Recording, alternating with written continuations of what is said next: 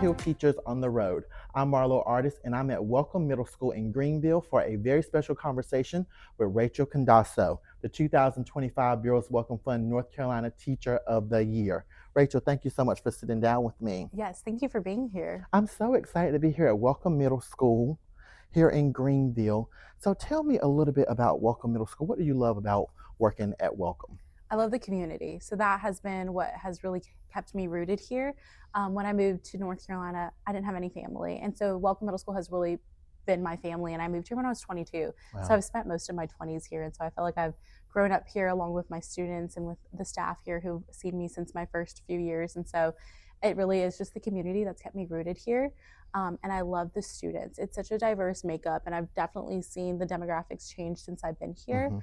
Mhm. But it reminds me so much of like the school I went to in Arizona, and so I love that it gives me a little bit of familiarity from the area in which I grew up. Wow, and y'all the Wildcats. We are the Wildcats. Yes. Yes. Which is really exciting, and also really important to be a part of a community Mm-hmm. and be able to be grounded in that community.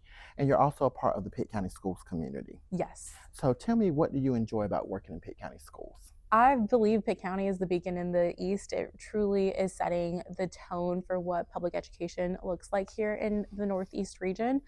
We have so many opportunities for our teachers to lead inside and outside the classroom. And so for me, I think the stuff that we're doing here at Pitt County Schools can be replicated throughout the region. And it's important that it is, so that all the teachers in the Northeast are getting that professional development that they need to stay in the classroom. So really, when we think about retention of teachers in the Northeast region, I believe that Pitt County Schools is setting the stage of what that looks like. Which is really exciting to be able to have that here in Eastern North Carolina, because Yes. sometimes the East is kind of lumped in together, and the thing is, there's a lot of innovation in the East. There's also a lot of diversity. I mean, all the school systems are very, very, very, very different. Yes. And so you've actually been the 2025 Burroughs Wellcome Fund North Carolina Teacher of the Year for 2 months. Yes. So what does that mean for you as you kind of have reflected on the fact that you are sitting in this special space right now? Yeah, it means a lot, mostly that I get to work with a phenomenal team of regional teachers of the year who can speak to the experiences in their own region. Because I am a transplant to North Carolina, I can't specifically speak to like my own like North Carolina public education. And so I get to use them, and we get to work together and collaborate so that I can be more informed of what's happening throughout our state. It also for me means that I get to be a role model for my students and show them that no matter where you come from, you can reach whatever goal or dream you have, even if it's something you never even thought of. And just to be an example for what good public education looks like for our students and our families to see that, it's very important to me. Which is really important, and also being the first teacher here in Pitt County to receive that recognition, that's really significant. Yes. It's a great way to represent the district. It is awesome. And a fun fact is Dr. Laster was the 2015 Principal of the Year for North Carolina, and to be the 2025, it's just like how amazing in the last 10 years, the just accolades we've gotten as a community, as a district. It says a lot about Pitt County Schools and the sure great does. things that you all are doing. So what does that recognition also mean for your family? It's amazing. So my grandma used to work in the like school cafeteria in Guam, and so like public education has been in my family. And although I have a lot of cousins and aunts and uncles that have been educators, I don't have anyone in my like specific family. So to just pave that way and to show that like it means more than just educating kids, right? It's more than just going in there and making sure they have those foundational concepts done. It's also making sure we're taking care of the whole child, and that like my parents, the way they raise me, I get to reflect that into the way I treat students and the way I treat my staff members, my fellow staff members. And so for me, it's just an example of the good parenting that I received. Absolutely. And I know your parents are really, really proud of you. Yes. Had a chance to join you at the ceremony. Yes. It was your mom's birthday the next day, wasn't it? It was my mom's birthday the next day, and it also was the first time my dad has been to North Carolina. Wow. And so to get to be here for such a significant event was really, it really meant a lot. Yes, and that's really, really special. So special. So you actually grew up in Guam. Talk about your early schooling experience there. Yes, I don't remember a lot of it. So I grew up Catholic, so I went to a Catholic daycare and kindergarten.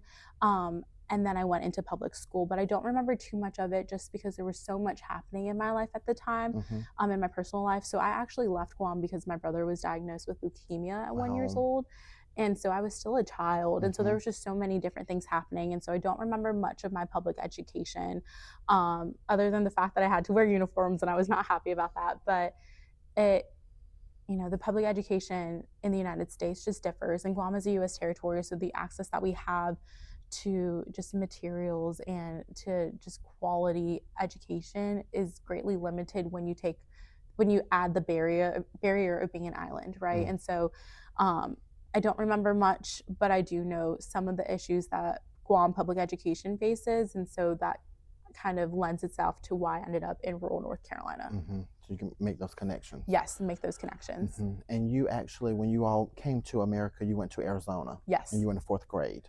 So talk about your experience in Arizona. Yeah, it was the end of my 4th grade year, and I always say it was such a transformative time for me as a person and as a child, because no one knew where it was from, right? And so like the first key memory I have of being in a classroom in Arizona was my 4th grade teacher bringing down a map. Back then we had the map that you pull down, and being like, where are you from?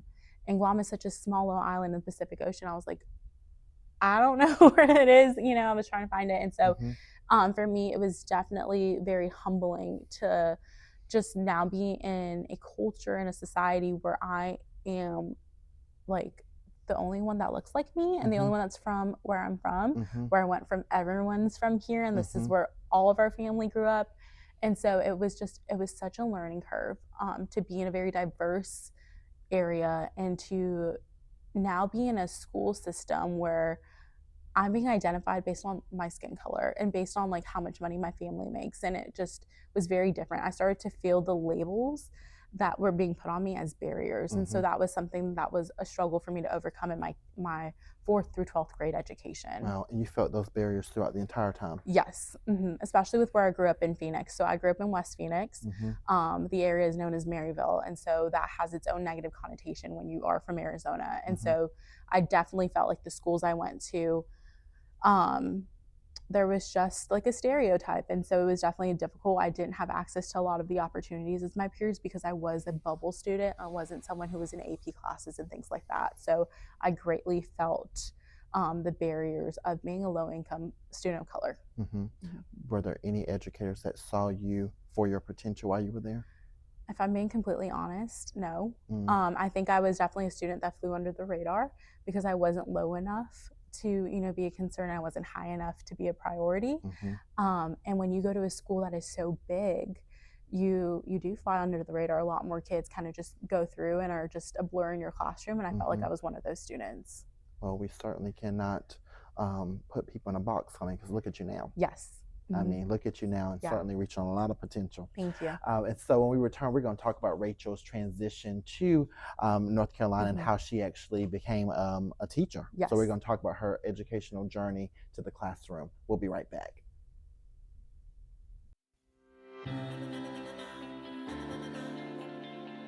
Craven Early College High School. Together we raise the bar. Success is in our DNA. Robust and innovative learning opportunities are commonplace at Craven Early College High School. We raise the bar with core and supplemental instruction. The key to our success is our stellar team of premier professionals, boldly achieving results. Our community is committed to our success, and we are so grateful for the village that encamps us. We really are stronger together. Because here you're getting more than just a step in college and in the right direction. You're learning life skills that you can take to the table at any job that you want to go to. Craven Early College High School. Together we raise the bar.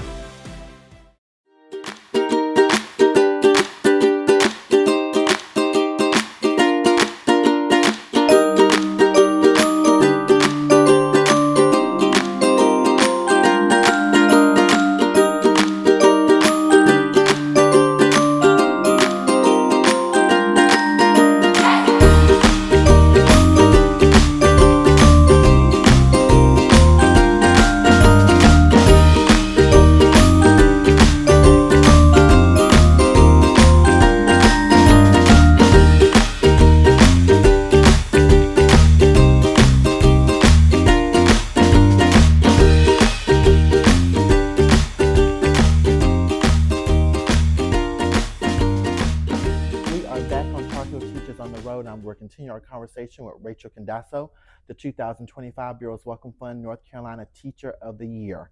So before the break, we were talking about your experiences in Arizona and the low expectations and the barriers that were there. How were you able to overcome those barriers and enroll at Arizona State University? Yeah, so neither of my parents went to college, and when they grew up, like public education for them, I mean, just going back to historically with Guam, like they're like the first in their family to really get a full K-12 public school experience. And so college was something that they pushed, but it wasn't something they really understood either. But in my junior year of high school, my best friend Brianna, her sister made us do this program called Be a Leader, and it was an after-school club.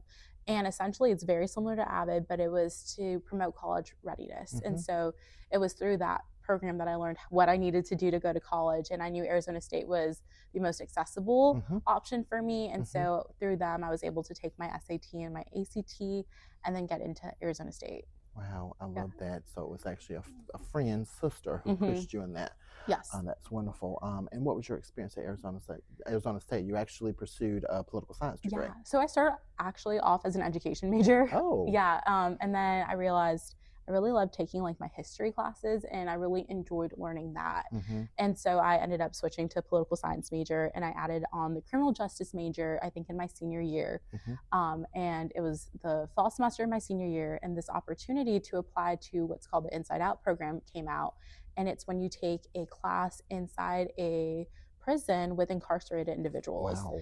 And to do it, it would be the next fall. So I stayed an extra semester to do it, and I ended up adding on that second bachelor's, and I loved it. And so it was through that program that I realized that for me, the only reason why I was able to go to college was because I knew that education was my path out, and I valued that, and I invested in that.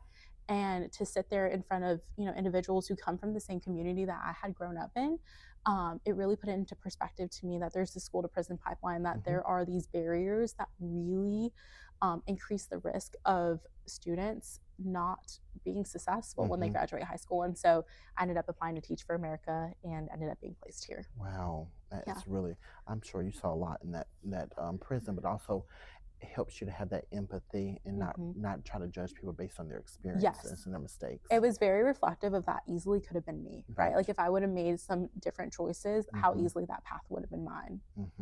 So Teach for America, talk about what Teach for America, their preparation process to really get you ready to be a teacher here in North Carolina. I'm going to give Teach for America the benefit of the doubt because it was COVID. So it was literally, I was accepted in December, and then I ended up, was supposed to be trained in coming here in the summer, but because it was the middle of the COVID shutdown, it was different. And so they pulled together a summer training that involved us like tutoring students online. So that was kind of our touch point with getting to work with kids. And then we did asynchronous and synchronous learning.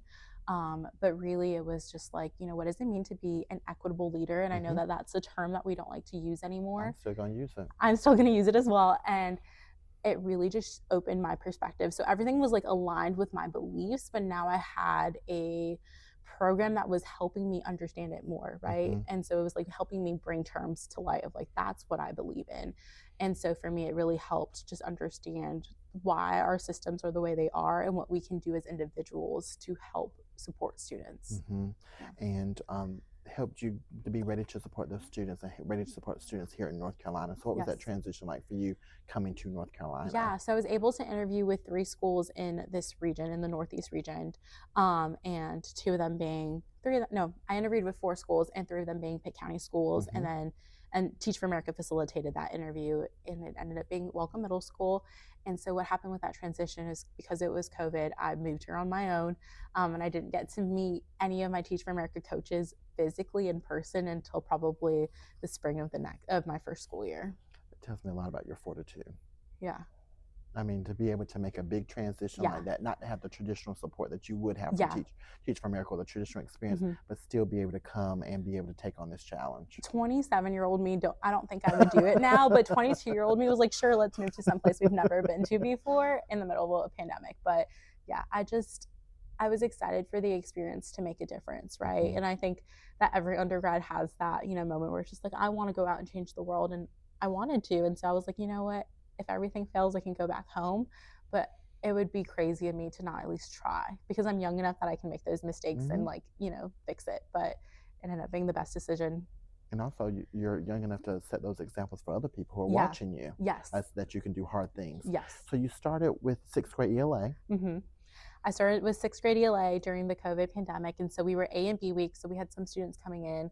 And it was a very interesting first school year just because, I mean, obviously it was a brand new experience for everyone. Mm-hmm. But also for me, I didn't realize how big of a culture shock it would be to move from Phoenix, Arizona to Greenville, North Carolina. And so I'm grateful for the pandemic in a sense because I got to ease into teaching, like ease into my first time in a classroom, Mm-hmm. and also ease into the community and really get to learn it before, instead of just being thrust into it, if that makes sense. And Yes, so it I'm very does. grateful for my first year, and I'm grateful for the team I had in sixth grade because I worked with phenomenal veteran teachers, one who I'm still very close with to this day. And it just helped cultivate me, really. And it helped me be strong as an Mm-hmm. educator and to not back down and to stand firm on what I believe and build Mm-hmm. my classroom management. And Mm-hmm. so in a way, it was like a trial year for me. Mm-hmm. Which is really a gift. Yes, it was a gift in a sense. Wow. And then what prompted the transition to seventh grade social studies? Yeah, I wanted to cycle up with my students Mhm. because you just grow really close, Yes. especially going through a pandemic together. Yes. And because it was the first times kids were coming back to the classroom full time, it was also like, oh, we know her. So it was a bit of stability for them Mm-hmm. transitioning into seventh grade, transitioning back into the school. And so I did seventh grade social studies, and it was a lot. Seventh grade, I love middle school. Seventh grade is definitely an interesting year. It is. And during that second year of teaching, we had so much turnover Mm-hmm. that I ended up taking on a second contract. So I taught all the seventh graders here at Wellcome, Wow. and then all the sixth graders here at Wellcome through a hybrid model. Wow. And so as a second year teacher, I had 2/3 of the school on my roster. Mm. And so it was a lot, Mm-hmm. which then prompted me to explore another option Mhm. and going into my third year, which led me to Avid. To Avid, and talk Yes. about that when your experience as the Avid lead teacher. Yeah, I love it. Mhm. I love being the Avid site coordinator here at Wellcome. I love being the Avid elective teacher. Mhm. For me, Avid just cumulates all of my beliefs into a program and into a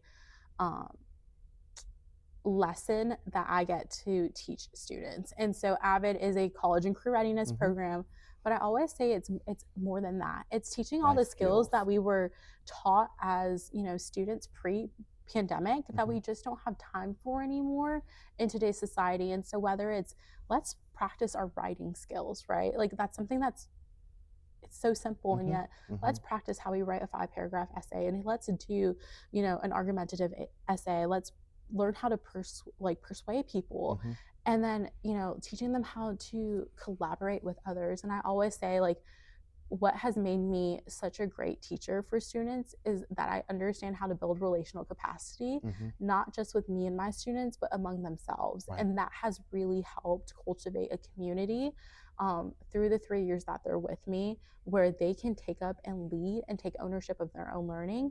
And so I love the Avid program because it teaches the skills our students need to be successful in a global society. And it's just such good teaching. I mean, everyone is an Avid teacher if they really look at it. If you do those good teaching skills, you're an Avid educator. Yes. I just get to do it as my full-time job. So I'm really, really grateful for that. Yes, I wish we had Avid in every school. I do too. I It really is do. amazing. It really is. What's your tip for teachers who want to build that relational capacity with their students? What advice do you give them? Yes, it is to be firm but flexible. Be firm on your classroom expectations. We have 4, and then be flexible that they are students and they're going to make mistakes and make those lessons that they can learn from. That's right. And so firm but flexible has always just been my mindset, right? Like, we want to build our relationships with students, but we want to make sure that they're relationships with respect. I think that's middle school all day. You have to be firm, but you also have to be flexible. Definitely. That just fits middle school so Yeah. well. And you're also really intentional about building your leadership capacity, which is really important. Talk about how the Pitt County Schools Teacher Leadership Institute has impacted your instructional practice. Yes, I was literally going to say that when you're like, how did you build your leadership? Teacher Leadership Institute is a 2-year program. And when I first entered it, I was ending my 3rd year of teaching. And so it's like you kind of have learned things, but I don't really know. Like, I'm still just learning how to manage my classroom. Like, I don't know what it means to be a leader within my school, except that I do things that people say makes me a leader. And so Teacher Leadership Institute really helped me understand that a leader does things because it's what's right, rather than it's what's going to give us the most credibility. And so Teacher Leadership Institute taught me things like how to have a crucial conversation, how to address things that need to be addressed in a way that is productive for everyone. It taught me how to stand up in front of a crowd and present information, because I can present information all day to students, but it's so much harder to do it with adults, right? And so to just have just that authenticity, but also to take ownership that I am a leader and I am doing those things and it matters. And Teacher Leadership Institute puts like-minded individuals together in a room for 2 years and says, here's how you grow as a leader. And then now let's have you do a project and let's see how you're going to lead at your school in a specific way. And so I love it. I think it is the best professional development that I've gotten so far. That's wonderful. What was your project? So my project was, how do we make our AVID program here at Wellcome sustainable so that it's school-wide for the coming years? And so for me, like, my greatest achievement here at Wellcome has been that we've moved the AVID program from just an elective class, a certified site, to being school-wide. So we are doing AVID school-wide. And so now for the second year in the row, we've been school-wide. And so my project was just, how do we build that sustainable system so it continues? I just love that was your project, and now you're going to be stepping away from Wellcome Middle School. That was so perfect. So I wrote my reflection last night, and I was like, it's just crazy how things worked out, right? Like, I didn't plan on that when I started, and yet I created a system that now we get to actually use, because I'll be stepping away for the next year. I love that. That's those God wink moments. Yeah. So you're really serious about teacher leadership. So you did the Teacher Leadership Institute with your district, and I think that's wonderful that Pitt County Schools has a program like that. And I do know that the district is very intentional about building the capacity of leaders at all levels. I love that, and I've talked to Dr. Lester about it.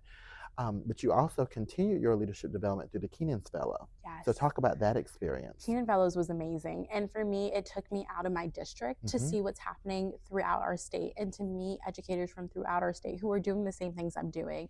And it's another impactful program that just happened to happen, this year, I'm sorry.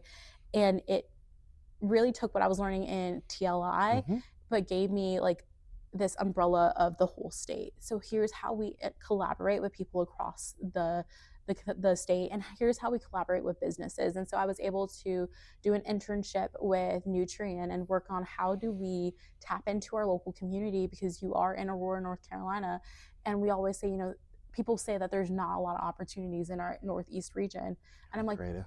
And I'm like, but there is, right? And so how do we get our community to see that? Like, this is a mining company that is providing so many jobs for the community. And if you're in Pitt County, it's an hour away. So how do I get my students to see that this is an option? And you can go there and be an engineer. You can go there and work in administration. You can go there, and do the typical blue collar work and be a welder. But there's so many opportunities, and the people who work there, I met so many generations of families who work there because it's such a great employer for the community. And so getting to take my students there was awesome, and I never would have had that opportunity if it was not for Keenan Fellows. And then again, just the lifelong relationships I built. I was able to meet Casey Schulte, who was the Northeast Regional Teacher of the Year, and so many amazing other educators. And so I'm really grateful for it. I also have tapped into the community that I made through Keenan Fellows after our fellowship ended, and was able to see Brandon Dillman and see his beekeeping course, which is the only beekeeping course in North Carolina. Wow. I get to tour that and see all the amazing things happening in our North Carolina schools. Fantastic. It's amazing. It's wonderful. I'm so glad that we have the Keenan's Fellow. It's such a bright spot, and glad that you were able to have a wonderful experience. It's such a bright spot, and they are invested in building educators. And to see someone outside of my school district see the potential in that, it's amazing. Yeah, it's such a gift, because you're in your district, the great things happening here in Pitt County, but then that opens up your perspective even more. It definitely does, yeah. That's wonderful. What has been a really, because you've had a lot of wonderful experiences this year, when you think about this past school year, what's been some great memories and moments for you? It really is my students. And so I've gotten to see them grow in their leadership. This year I was intentional about stepping back. And so I stepped back so that others could lead. And I've seen that with, some of my fellow colleagues, but really with my students. My students were able to host Grady White boats here and take them around the school and say, this is what we need to make our school functional and better for us as students in our education. And they were able to advocate for new furniture for our classroom. And so now, you know, thanks to Grady White, thanks to my students advocating, learning to find their voice and use it, we were able to get flexible seating in my classroom and to get furniture that just makes sense for what we do. And so just saying that to me is my bright spot. You know, on the last day of school, kids are waving out the buses, and I had one of my students say, "Thank you, Miss Candaso." And it's just like, you know, they should be so excited to go off for summer, and then to hear them say thank you, it just, they're grateful for the work that we've done together, and I'm grateful for them for saying that. Yes, Yeah. they have such a very special teacher who really inspires They them. are special, yeah. Yeah. What are you going to miss most about being here at Welcome as you're preparing to take this sabbatical year? What are you going to miss most? Yeah, my students. It was a difficult conversation to have with them of like, you know, I tell you all the opportunities that are out there, and you are there to explore them, right? And I would be remiss to not do the same for myself. And so to explain that to them, it was hard, but they understood. And I keep telling them they have an amazing teacher coming in to fill my spot next year, that the learning will continue. Those opportunities to go out and see the community will continue. And our relationship doesn't end. I'm still going to pop up, you know, but I will miss them on the day-to-day, because they are who I spend, you know, 5 days a week with. And so it'll be different. It'll be a good different. And, you know, they know I'm always in their corner. Yes. What are you most looking forward to as you take on this new experience? To see North Carolina's public education through this lens, you know, and to be able to promote the stories, the good stories happening in our school. I think it's so important to use social media to storytell, and I've really done a great job of doing that through Wellcome and promoting our AVID program on our Facebook page, and now I get to do it for the whole state. I'm very excited for that, because I get to just say, here is what's happening on the front line. We don't need to go through all the, you know, jump through hoops to get the stories out. Let me tell the story of what I'm seeing, because there's so many amazing things happening in our schools. Yes, so many great things happening here in North Carolina, so many great educators in our state, and I'm really excited for you as you embark on this new journey as an ambassador for North Carolina's public schools. I think we have a great ambassador in Rachel Candaso. I appreciate it. I am just so blessed and grateful for this opportunity. And we'll be watching. And I would love to sit down again after you go out on the road and you kind of explore, you to come back and tell us some of those stories and some of the things that you're seeing out in the Definitely. field. If you'll have me back, I'll come. Absolutely. Certainly. We want to thank our audience so very much for watching. We'll see you soon on Tar Heel Teachers on the Road.